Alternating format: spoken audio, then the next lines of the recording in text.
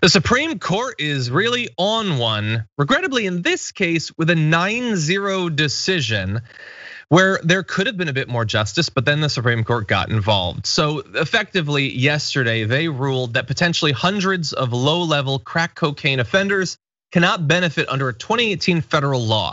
The First Step Act provision in question made retroactive another law from back in 2010 called the Fair Sentencing Act that was supposed to reduce a disparity that had left sentencing for crack cocaine crimes more severe than for powder cocaine crimes. Now, that wording sort of underplays what's really going on. It's more severe, it's way more severe.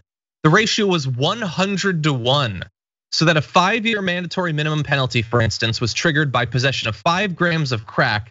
You would require 500 grams of powder cocaine, and black defendants were far more likely to face crack cocaine charges than white defendants who are more apt to face powder cocaine charges. So it's such a weird coincidence that one was 100 times more penalized.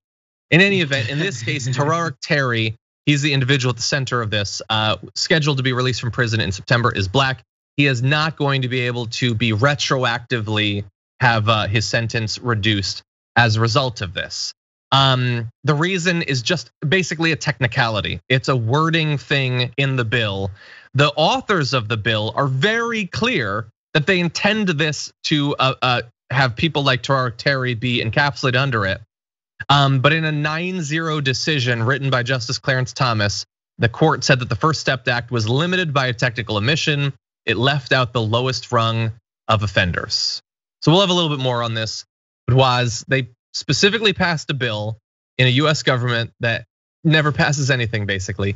Trump signed it. This is actually bipartisan to try to take away some of this disparity. Not totally, they were just reducing the disparity. And now it's not going to apply to those people. And the Supreme Court is unanimous in that.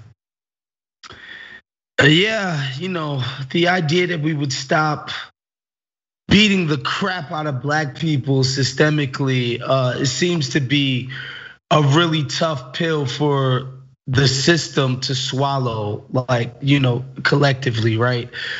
These laws were pretty freaking racist at the time. I think in real time, people understood that they were specifically targeting black people, specifically crack, because that drug was synonymous with black people and urban decay, et cetera, right? So at the time, it was obvious that we were coming up with mandatory minimums and this quote unquote war that we were fighting on substances. It was obvious that it was targeted towards black people and the communities that they live in. And we've seen the consequences that those laws have wrought. And even just the smallest attempt to scale it back is met with resistance, and it's annoying, hilarious, sad, terrible, all of those things at the same time when you consider the current conversation that we're having about the opioid epidemic and who that's specifically affecting, and how we look at that as, these people are victims, they need help. Addiction is a disease, we need to take care of them. We see the fervor with which we attack that problem, and we still can't get over the dumb stuff that we did around the crack era. Yeah, you're totally right. And you're right that it's like the system sort of like lashing back out. Like some of the systems seemed to have finally evolved. They wanted to change this. And here's the thing that bothers me about this story is that you might watch this, especially maybe if you're not from America, and think, oh, well then what's the problem? They just fix the language. Not so fast with that. So just because they passed it and Trump signed it and it seemed bipartisan, in theory, you should be able to knock this thing out in 20 minutes. Have a little bill that just modifies the wording a little bit, make it consistent with what the Supreme Court expects it to say for it to count for this lowest level of offenders.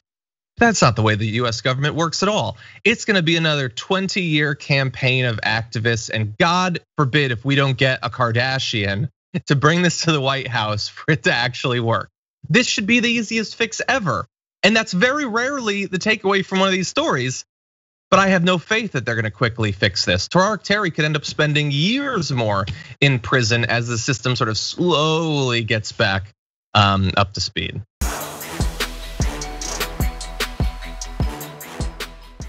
Check out the Damage Report podcast each day, wherever you get your podcasts, whether Pocket Casts or Stitcher or iTunes. You can join me as I give you the news and stories you want, with a range of co-hosts and interview guests jumping in on the fun each day. Again, that's the Damage Report, wherever you get your podcasts. And if you get them at iTunes, don't forget to rate and review. Sometimes I'll read them live on the show.